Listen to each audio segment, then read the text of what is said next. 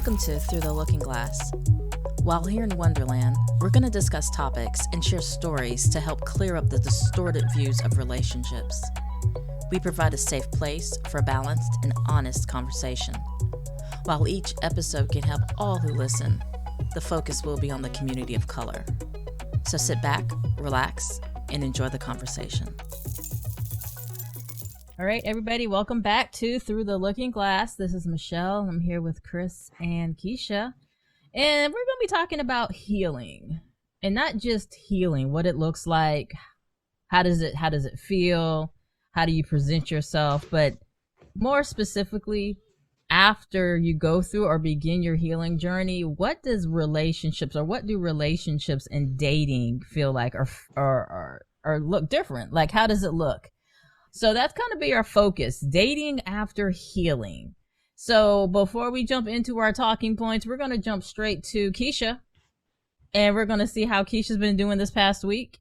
Just doing our little mental health check. What's been going on? How you been? Hello, everybody. I've been doing pretty good. This week has been busy, but other than that, I've been doing pretty good.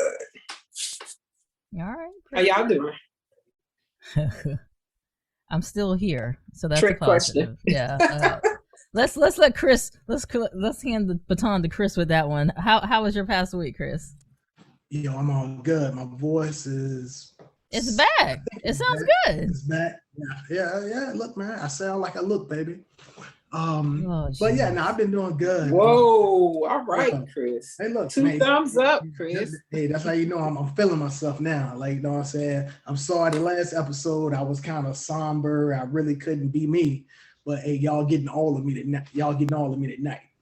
So no, it's all good. I mean, I feel good. So that was a threat. Like I said, the end of the summer. No, it's not a threat. End of the summer. Just trying to get through.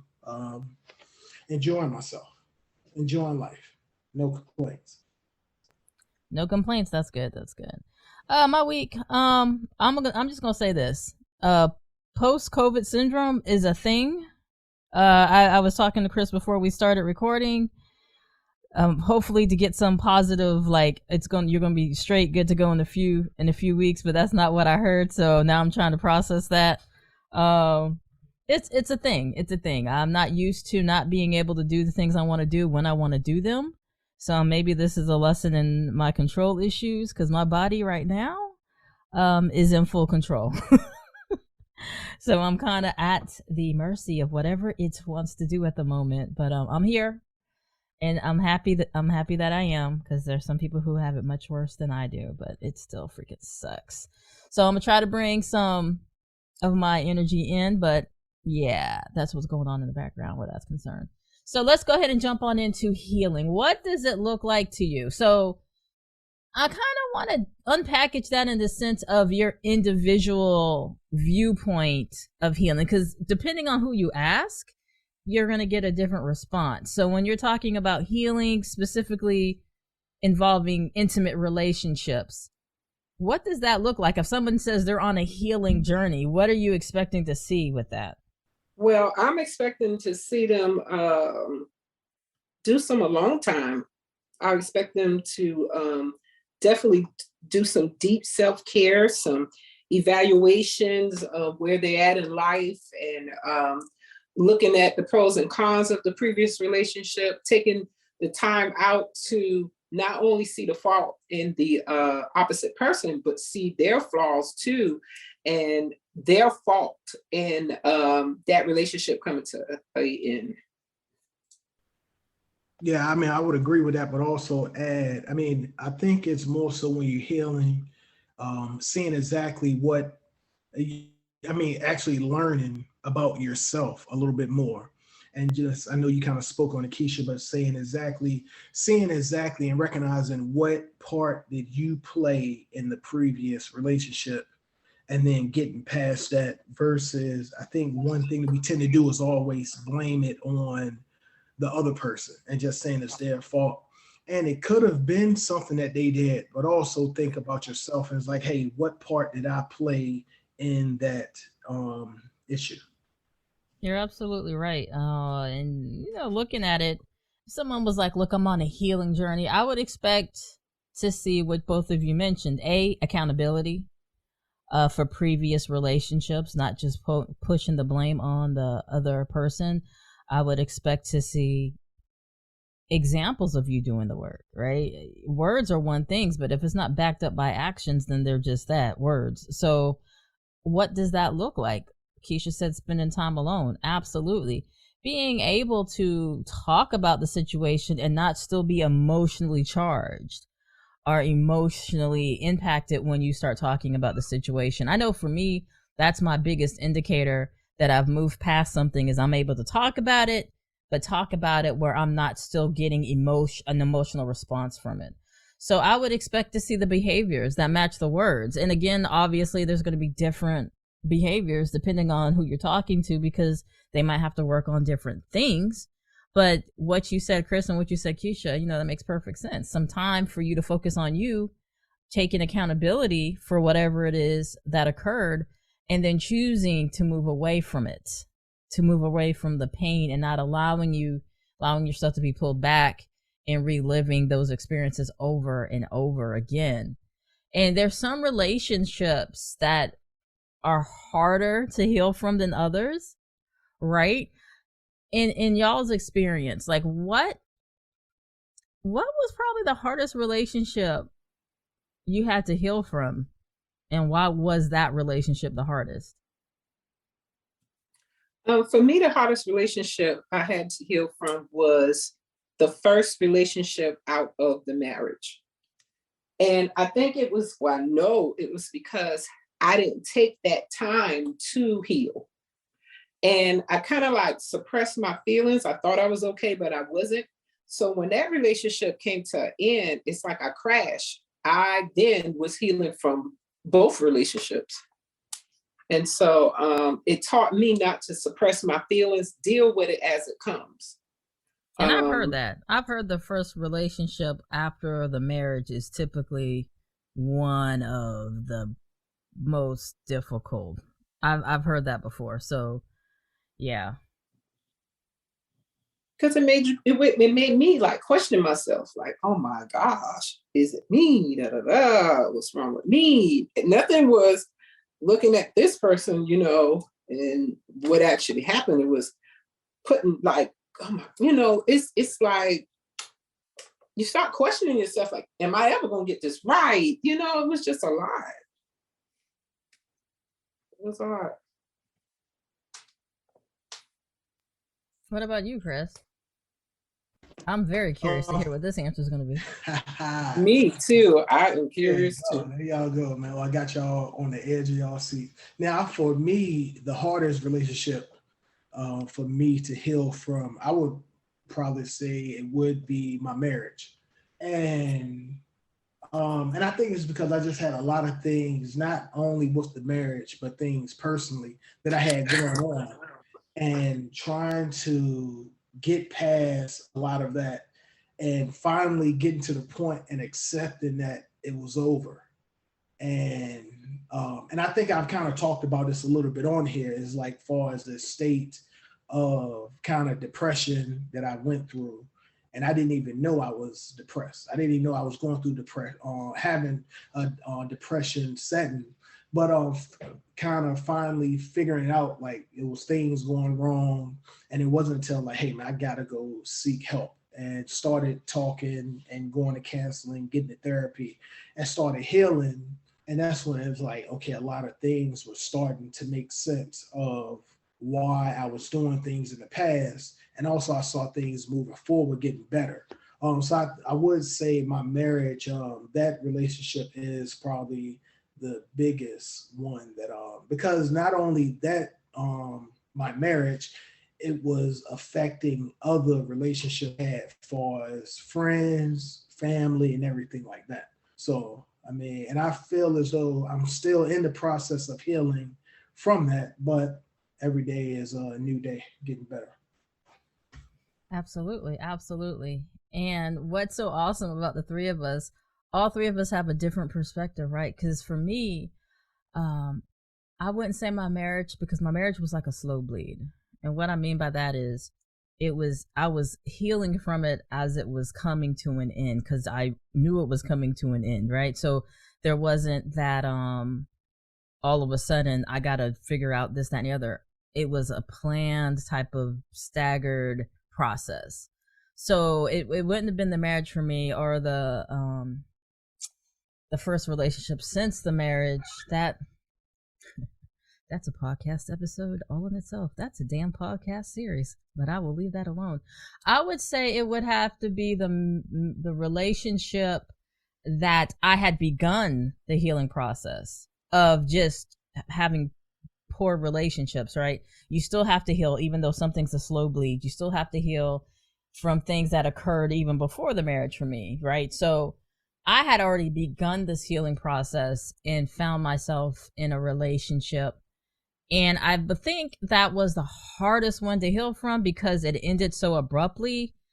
And I was allowing myself to use these new skills, use these new behaviors, be more open, receptive, and trusting, something that I wasn't before, to heal up to that space, and then allow these new things to be seen.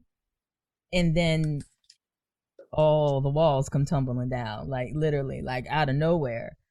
And it was the hardest one to heal from, because when you're going through your healing journey, you're learning how to trust. You're learning how to have faith. You're learning how to take steps forward. And when you do these things, you're kind of hoping that, your vulnerability is not going to be taken advantage of. So when it does, it hurts. And then when it comes from somebody that you see as a friend, it's that much more painful. And then when there's some type of blurred lines between that after the fact, it can be complicated. And so, and anybody who has been friends before a relationship, you're losing a friend as well as a relationship. So you have to heal from the loss of a relationship and a friendship. So for me, those were that particular relationship was probably the hardest to heal from. It was one of my shortest, but one of the hardest to heal from. So it's really interesting that all three of us have a different perspective on what was the hardest and why. And I think that that just speaks to the different areas and experiences that we've had, but how all of it kind of comes together and merges into ways to be helpful for other people. So we talked about, what was the hardest relationship to heal from and why, but what steps did you take? And not just necessarily on the hardest relationship, but any relationship. When you move past it, what were some of the first steps you took on the healing journey? Or, I know Keisha said having a break between relationships and not jumping from one to the other. Taking a break could be a first step, but what were some of the steps that you guys took when you started to say, okay, I need to heal from this? What's the first thing I need to do? Forgive myself. That was the first thing I needed to do in the beginning. I didn't really That's a good one. See it as a problem. It was like, oh my God, I can't believe this, XYZ, blah, blah, blah, blah. But I can't say that I didn't see it coming. I saw it coming. I was enjoying myself. It felt good at the time. It seemed like what I needed. But I saw it coming, So just forgiving myself was like, whew. It was tough, just admitting to myself like, hey, you are at fault for this. You take a role, not at all fault, but this is something you could have avoided, literally. So after forgiving myself, after the anger, because I went through, of course, the stages of grief, and anger seemed like it was taking longer. It's taking longer to get past anger.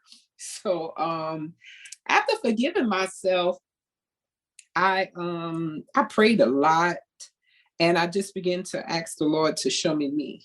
Show me my good and my bad. It's like I needed the Lord to help me build back up to being the woman I am now, because it was a very hard hit.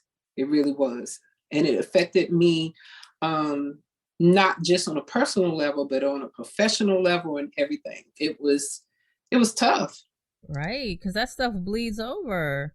That stuff bleeds over. Yeah. In even when I'm working with couples, well, not, I won't say couples for this example, because of my work with domestic violence and victims of violence. One of the first things I'll ask before I even start is, do you still love whomever the perpetrator is? And if they say yes, then I know I have an uphill battle, because love is a very strong, strong emotion. And when that is disturbed, when that is snatched away, when that is played with, like you said, Keisha, that pain bleeds into other areas in your life. And it's really something that people have to have an awareness of. You can have people who are like, I'm good, like that didn't bother me, but then they go home and they're boohoo crying. You know what I'm saying? And it's something where there has to be a level of honesty, in my opinion. You know, to even say, I was hurt. And like you said, start by forgiving yourself. So that's a good point. What about you, Chris? I mean, I believe the one thing that I had to do was just as far as accepting that. I mean, one, accepting responsibility, but also accepting that the relationship was over. And then, and different ways I did that is, like I said, I went to counseling, but then also having conversations with different people. How And long did it take before you started counseling? I'm just curious. You talking about after the relationship was over? Yeah. I mean, it was probably maybe about a year and a half, 2 years. How was it for you in that time frame before you were like, okay, I'm going to go talk to the counselor? Because I just really like to get a male's perspective in where that point is. You know what? I might need to talk to somebody. Well, I just got to the point where it's like everything I was doing, I couldn't do anything right. And I just went from a point in my life where everything I was doing was going perfect and everything was hitting on all cylinders, to it's like every move I made was the wrong move. And it just got to the point where it's like so many different things were happening, and I'm talking to people, and it's like, yo, it's all wrong. It's like I can't get out my own way. And it just started messing with me to a point where I was like, yo, I gotta do something. I gotta figure something out. And I was like, hey, this was that, like going to counseling was my like last resort. Where it's like, look, man, I've tried to do everything I can on my own. I need to like I need to talk to somebody that's better equipped at handling this and helping me get through this. And like I said, I was diagnosed with functional depression. Like I said, I didn't even know I was depressed. It was just I was doing things like, hey, this is just what it is. And then I was telling him what I was doing, and he was asking different questions. And that's when, like I said, I got diagnosed with the whole functional depression. I didn't even know that was a thing. And I was like, yo, like, that's crazy. Like, I just thought that, hey, I wasn't feeling it and everything. But far as when I finally got to the point accepting, like, hey, all right, this is what's going on. And then having conversations with different people, far as different relationships that I knew were strained, and just talking with them. And it's almost as though it's certain things that like they had been telling me for years that I had just shrugged off. And then I would go back and talk to them and then just let them know, hey, this how it is. And then they even, before I told them what I had been going through, like I think I was probably in counseling for maybe a year and some change before I even let anybody know what I was doing. But everybody was seeing the change in me, as far as my demeanor, how I would speak with people, how I would handle different situations. And I thought, hey, I'm the same person. I'm still doing things the same, but everybody else saw the change in me before I realized there was a change in me. That's deep. Kind of hard to hide when you're hurting, you know. People notice it rather when your mood start changing, whether you're a little short with people or whatever, a little too generous, whatever. I mean, people can tell, especially people who are close to you and really know you, they can tell when you're hurting or when something is off. And I commend you, Chris, for going to counseling, because, you know, I think women will go to counseling quicker than men. And sometimes people turn to doing different stuff when they're hurting like that. Like, for instance, alcohol, drugs, or just going on a rampage or sleeping with different women. So I do commend you for doing that. Yeah, I mean, now I do feel as though women have gotten ahead of the game, especially in our community, have gotten ahead of the game for us getting the counseling, getting the therapy, working on moving past those different traumas that's going on. And like I said, I went the longest without telling anybody, for as me going through getting counseling and then things I was going through. But now I like sharing my story with people, because like I'm like, hey, well, maybe this could help somebody else go seek the help. And a lot of times you might not even think that you need the help, but it's just having somebody to talk to, and then that can kind of help you get through those different things. I mean, it helps you out so much. Like I feel as though the past maybe 2-3 years of my life, I feel as though like I'm like a whole different person. And it's funny when like people tell me, people who've known me for 10-15 years, and they be like, yo, man, you done changed. You ain't like this, you don't like that. And I was like, dude, you even start to look different. When you start healing, you even start to physically look different. Has anybody said that to you yet? Where, wow, either I know for females, or I've heard a lot of times, wow, you're glowing. You physically start to change when you start healing. Have you noticed that at all in the past few years? Yeah, now I know I can look at different pictures. If I look at different pictures of me from, let's say, 4 or 5 years ago, and then I look at me now, and I was like, I don't even recognize that person. Right. And then I even have conversations at times with people where it's like, I know for a fact there's about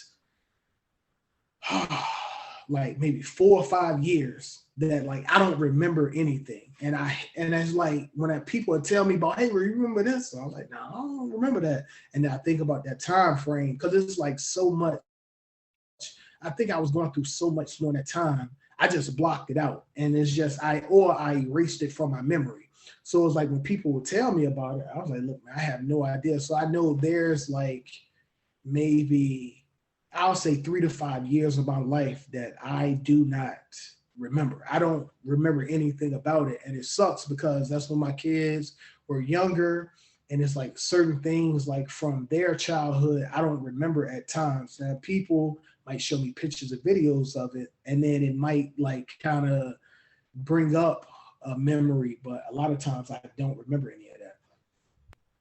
Yeah, there's also a phenomenon, trauma amnesia too, that occurs sometimes. And like I said to everybody, trauma is an individual thing.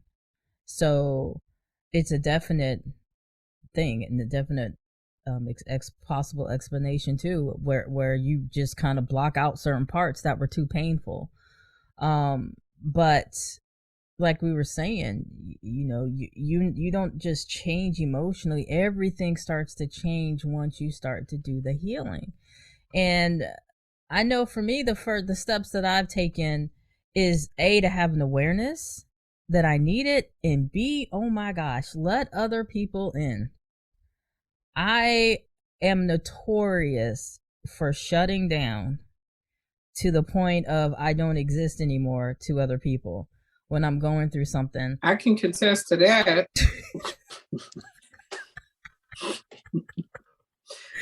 Oh boy. I literally for years disappeared on Keisha. I didn't even know if you were still alive. I literally did not know if you were still alive or not. Literally. Oh my gosh. It was bad. It's so bad. Yeah. And I had to learn that there are people who care.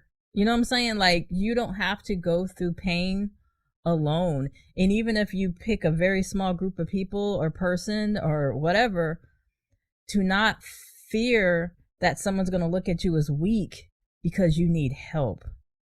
And that I think was the biggest step for me, to know, okay, you can't do everything on your own.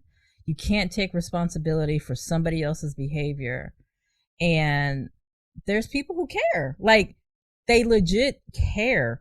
And not only in the sense of not pointing the finger, but just, hey, I'll just sit here with you.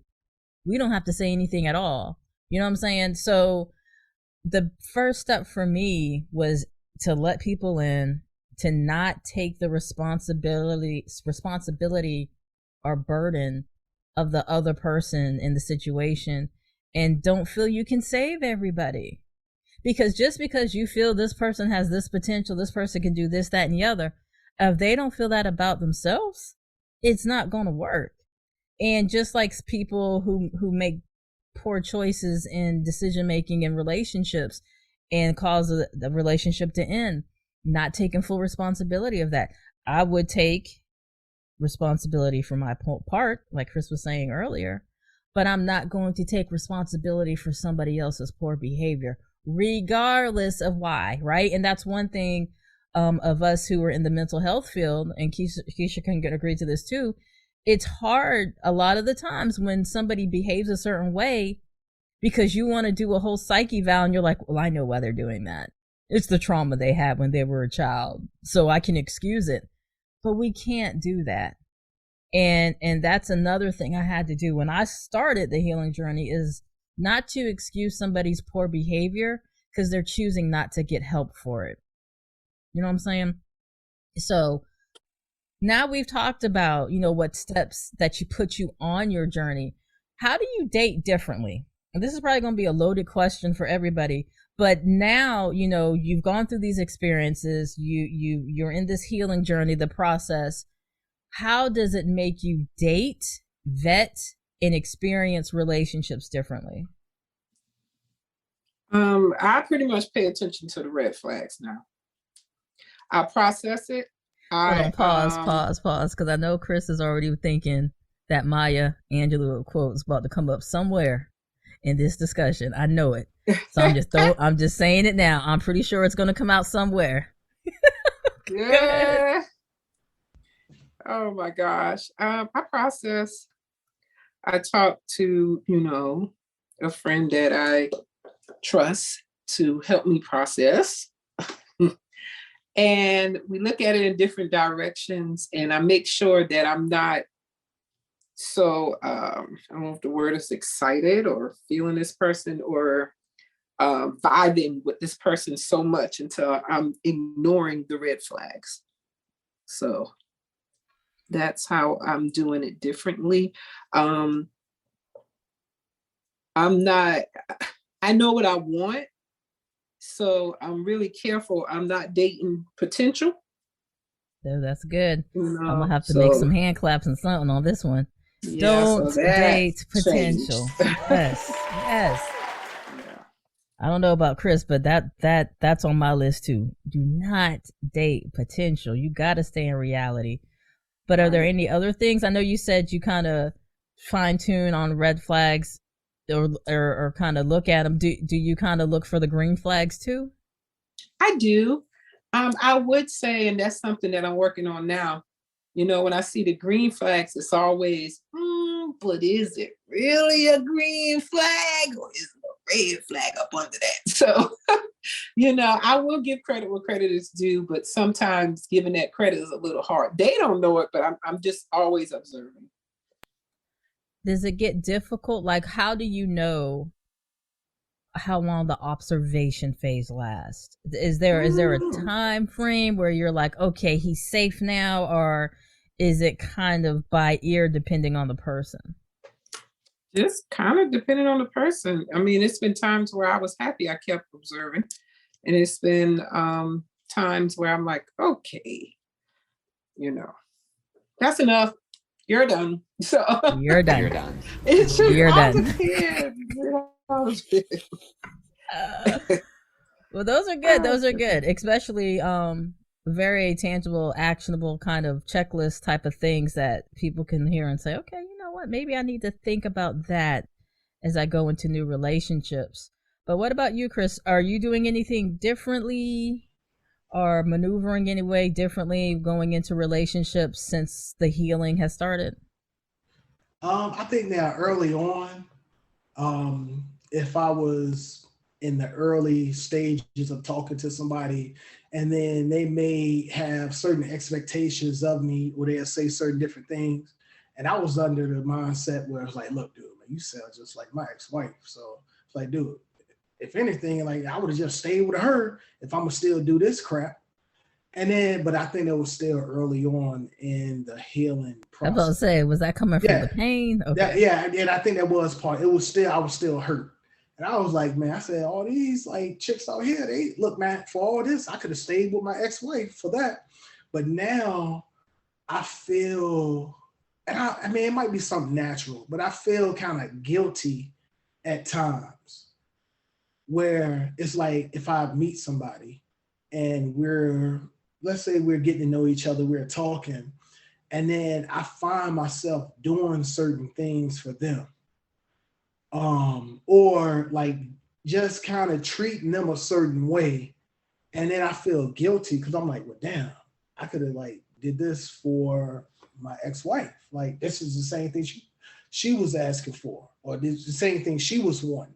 So I know for me, I feel guilty at times where it's like, man, like how can I do these things for this person or treat this person that way when I didn't treat my ex-wife that way? And at Ooh, times that's a it's word like right a there. battle. That's a word. It's like a battle that I have within myself where it's like I feel guilty. I guess I do. I feel kind of guilty at times where it's like I'm willing to do this now, but not doing it in the past. And I mean, I know I have to get over it, but that's just me. And I know at times I feel that way. And Chris, that's something that I've always wondered. So it feels good to hear that men think about that, because I often wonder, like, when or you hear about, the person you've been with moving on, it's like, and they doing all the stuff that they didn't do for you. It's like, did they even think about it? Do they even feel bad that they missed a good opportunity? They didn't even try. They didn't do the things that, that was acts of them in that previous relationship. So, wow, thanks for sharing that. Yeah, thanks. Yeah. And I mean, and it at times that I know that I wasn't as mature then as I am now, but it still like messes with me because I'm like, if something does come out of this relationship, then I mean, I still think about, okay, how this may like make her, and I think that might fit, that might almost be kind of narcissistic or my ego thinking of that, but it's still like something kind of feels off with me, feeling that way. I don't know if that's something that is if it's a good thing or if it's a bad thing or if it's a natural thing to feel that level or of like kind of guilt. Now I think it just means you're human. Because I know for me, I'm not gonna sit here and say like, oh, I've completed the journey. I absolutely not. Like I'm in the process while I'm healing. So I know the title is dating after healing, but I'm definitely while healing because I often fall back on my BS multiple times, and I have to get honest about what I want. And I mean, if you all have been listening to the podcast at any length, I'm very transparent, and sometimes, uh, sometimes I will get into a situation where it is more mental than anything. Like, what happens if I do this? What happens if I do this? How far can I take this? And not really having a foundation on what exactly I want. I'm just entertaining myself. And I know that sounds so bad, but I'm healing. I'm still going through the process. And it's not any different, I don't think, by from people who get on dating apps for entertainment. You know what I'm saying? Like they're out there. The people who get on, I'm bored, so let's see whose son I can harass. You know what I'm saying? So I'm still going through the healing process. But now when I make a serious move towards a relationship, it would be more based on, okay, what is it that I want? Do I want the same things this person wants? Do I feel safe with this person? Am I attracted to this person? Are we moving and making the same movements? So I think for me, the differences for me is getting serious and honest and being intentional about what I want, and kind of falling back in the space of if this is what you're going to want, then do what you need to do to make it happen, versus let's see what happens. So I guess it's being more intentional would be the first thing, and being upfront in the front end. What do you want? What do they want? Does it match? Are we on the same page? And then making the decision early on. If we're not, then we need to bail. And I tell people, especially individuals who were dating in my field with the small children, in this world of online dating, if you know this person is not going to be the person, you need to bounce before you're emotionally invested. And that's kind of something else I've learned too, is before you get emotionally invested, there's opportunity to cut ties and save any potential hurt or pain. Because once you've crossed that emotional investment line, it's much more difficult. And what does emotionally invested mean? For me, it would mean, if I don't hear from this person that day, if I don't hear from if I don't hear regular communication, this, that, and the other, then I'm gonna feel some type of way. I'm wondering what this person is doing when I'm not talking to them. If I happen to see them posting pictures with somebody else, I'm gonna feel some type of way. To me, that's what emotional investment sounds like. And since it's a term that's not really floated a lot, Chris and Keisha, like, what are some signs that come up for you when you know you're emotionally invested in somebody new?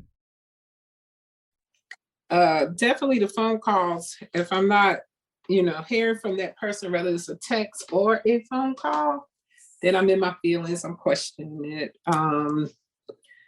When the person say they're gonna call back and they don't, if I'm not invested, I kind of don't care. I mean, I care, but I don't care.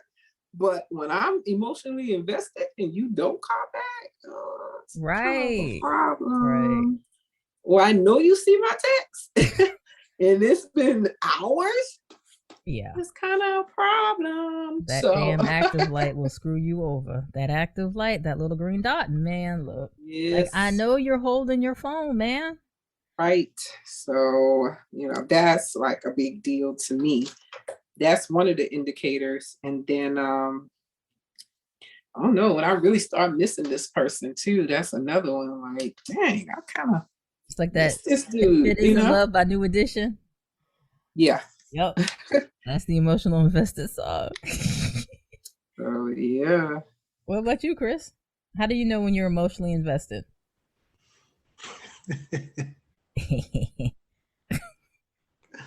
Why are you laughing?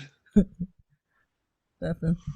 I mean, for me, it's like when I'm thinking about my actions, like, how will my action make this other person feel? And it's like, well, if I do this, how would they feel about this? So if I go somewhere and I tell them that I'm going this place, will they get upset about it? Or if I'm gonna hang out late and they don't talk to me and I don't call them, how it might make them feel. So I mean, it's those things like that where I know that I'm. So you be thinking about other people's feelings? Man, look, man, come on, man. Stop. Let me find out you a good dude. Let me find out you a good dude now. Let me find out. I've been a good dude. I mean, just sometimes I go down the wrong path, but I mean, that's neither here nor there. But I mean, it's just those things. And yeah. I mean, yeah, I just stick it at that. So my next question would be, so we're doing all the healing, and I tell people all the time, nothing will test your healing like a relationship. where you think you are all love and light, I've healed, no one's going to take me out of my character, this, that, and the other. This is just, I'm just throwing this out here. Have you guys ever been in a relationship with somebody or had a relationship with somebody who, if it's active or not, they can take you from 0 to 100 at a drop of a hat. No matter how much healing you say you've done, there's that one person who can take you from 0 to 100 in like 2 seconds. Do you guys have a person like that? Yes, I've had a person like that. Yeah, and I knew this is not a good situation. Because not everybody can take me there. Right. It's like you got some special skill. Yeah. Do you still interact with that person now? Well, you have to go and repent for the stuff that you said in response to that. Then yeah, this person is not good for your mental health or nothing for you. Just let it go. And it's a definite determination of how much healing you're doing, right? Because it's like you can say, oh, I would never say this. I would never. And this one person just takes you there. Do you have that person, Chris? No. I mean, a lot of times I don't. Did you say no? I said no. I mean, I don't really. I'm not going to get that. Like, I'm not somebody that's going to get wound up like that. Now, Keisha, see what he's trying to say about us. So what you trying to say about me and Keisha? Then? No, exactly. I'm not saying that. Angry black women. I'm not saying that, but I mean, look, man, but women are more emotional than guys when it comes to the other. When it comes to like the other half. I know there's a female listening right now who's like, Chris is full of shit. Go ahead and contact me so we can have you on the show because I don't believe nothing he's saying. But go ahead, Chris. Hold on. You mean somebody that's gonna like get me upset like that? Somebody that you don't had an ex or somebody who done seen you out of character. No, I mean, well, because most times a woman is not going to get me out of character like that. Now, I do have people who it might be other situations that might get me out of character and they can calm me down. And it's not a lot. I mean, it's like if someone can calm me down from that situation, that's showing that, hey, they have a special place with me where they can calm me down. But for anybody that's going to get me wound up, because I've been known to be the nonchalant person where it's like they might be upset about something. I'm just like, okay, all right, cool. And I'm just calm. And me being calm makes them more fiery because it's like, look, I'm not going to sit here and argue. I'm not going to go back and forth. Like, whatever. I'll get up and walk away from a woman screaming and arguing with me as far as going back and forth. Like, that's not me. A woman don't gotta scream, no argue. Because, and let me tell you, I say that because I do have a person who can take me from 0 to 100, and stuff that has come out of my mouth has been so damn disrespectful. Not towards him, but just not my character, right? Because, you know, I'm not big into profanity and everything else, but F-bombs and everything else have been dropped. But never in a yelling, never directed at him. It's always just about the situation. And I'm never yelling or screaming. I'm talking just the way I'm talking now, but I will literally rip your whole gut out. But I do give a warning before I go there, and it's like, please stop talking. I will literally ask you to stop talking. The conversation's over. And if you choose to continue, it's kind of like, well, I tried to warn you. And most people respect the please stop talking, right? Most people will say, she's pissed, let it go. This individual doesn't. And he just has an ability just to a very condescending energy he throws at me, and when condescending energy gets thrown at me, it's a trigger. And I think there's a lot of similarities between how we are, and it kind of just engulfs the flame. So I say all that to say healing is an ongoing process. It's not something where you can wake up one day and say, oh, I'm perfect today.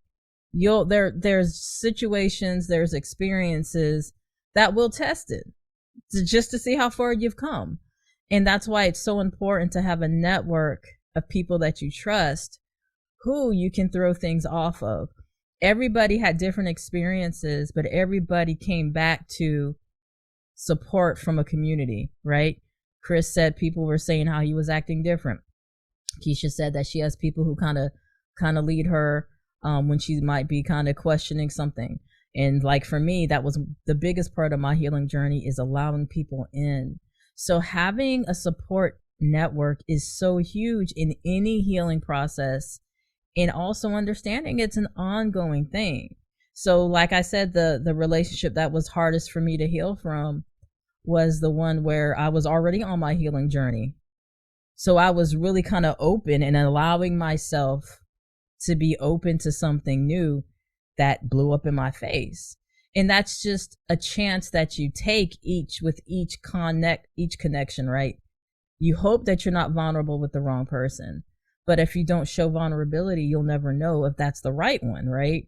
So before I let Keisha and Chris say, any final words for the ones listening, I would say just take your time, be patient, know what you want, know that healing is an ongoing process, and to be gentle with yourself.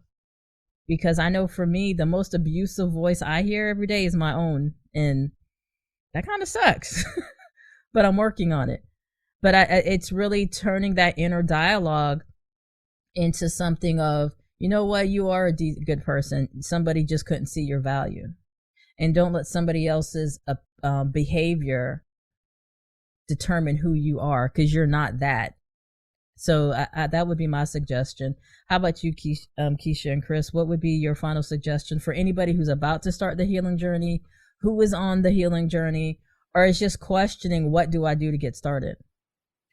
Just what you were saying this now, telling yourself, because I think we are our biggest critic. So just telling yourself, hey, I am not a bad person. I might make mistakes, but I'm not a bad person. So I think that's one of the, that's a major point.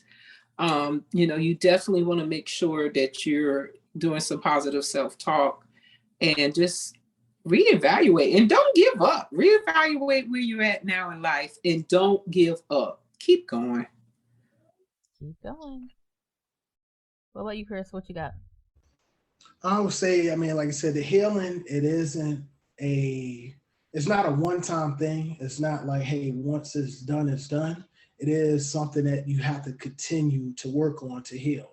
And that's like far as, and I can talk about myself personally, like healing I've never gotten to the point where I feel as though, hey, I'm healed, I'm over everything that I've gotten over. Like, I like to talk about my story and where I've been and where I'm going.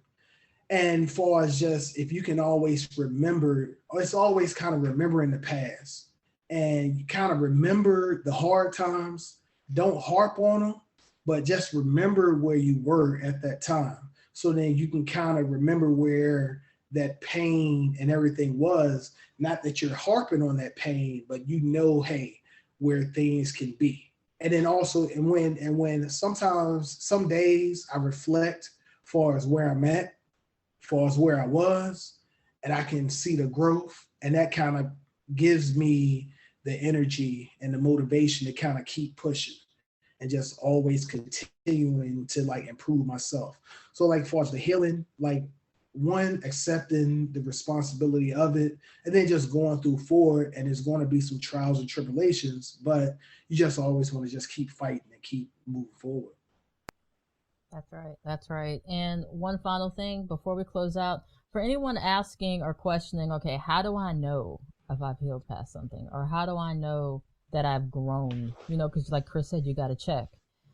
The biggest indicator that you healed past something is you can discuss the situation, and I said this earlier, and not have an emotional response, interact with that person and not have an emotional response, hear about that person and not have an emotional response.